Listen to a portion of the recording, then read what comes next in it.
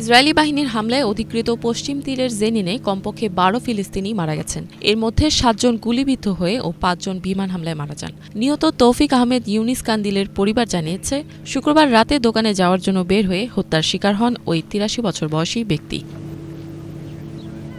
শুধু তাই নয়, বেশ কয়েকজন তরুণ ফিলিস্তিনিকে গ্রেপ্তার করে নিয়ে যায় ইসরায়েলি বাহিনী। এ সময় তাদের উপর নির্যাতন ও পরবর্তীতে অজ্ঞাত স্থানে নিয়ে যাওয়া হয় বলে খবর পাওয়া গেছে। জেনিনে কারফিউ জারি করা হয়েছে। পশ্চিম তীর অবরোধ করে ফিলিস্তিনি বাসিন্দাদের খাবার, পানি, বিদ্যুৎ এবং ইন্টারনেটের সুযোগ সুবিধা বন্ধ করে দিয়েছে ইসরায়েলি বাহিনী। চিকিৎসক ও জাতিসংঘের কর্মীরা জানান, ফিলিস্তিনিদের পানি এবং খাবার ছাড়াই ঘরে আটকে রাখা হয়েছে।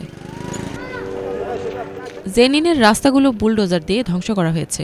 এ সময় বিশাল বিশাল অবকাঠামো, মানুষের ব্যক্তিগত বাড়িঘর এবং মসজিদও ক্ষতিগ্রস্ত করা হয়। অধিকৃত পশ্চিম তীরে বিশাল ধ্বংসযজ্ঞ চালানোয় ইসরায়েলের নিন্দা জানিয়েছে জাতিসংঘ। ফিলিস্তিনের স্বাস্থ্য কর্মকর্তারা জানিয়েছেন, পোলিও মহামারীর টিকাদান কর্মসূচি সফল করতে অবিলম্বে গাজা উপত্যকায় যুদ্ধবিরতির প্রয়োজন। অবরুদ্ধ গাজা উপত্যকায় গত ২৪ ঘণ্টায় কমপক্ষে ৬১ ফিলিস্তিনি মারা গেছেন। আবারও তেল আবিবের রাস্তায় নেমেছে হাজার হাজার ইসরায়েলি বিক্ষোভকারী। দেশটির প্রধানমন্ত্রী বেনিয়ামিন নেতানিয়াহুকে ফিলিস্তিনের স্বাধীনতাকামী সংগঠনের সাথে অবিলম্বে যুদ্ধবিরতিতে সম্মত হতে ও গাজায় জিম্মিদের মুক্তির দাবিতে বিক্ষোভ করেন তারা। গত ৭ই অক্টোবর থেকে গাজায় ইসরায়েলি বাহিনীর হামলায় এখন পর্যন্ত কমপক্ষে ৪০,৬৯১ ফিলিস্তিনি মারা গেছেন। আহত হয়েছেন ৯৪,০৬০ জন। ইফাত জাহান, বাংলাভিশন।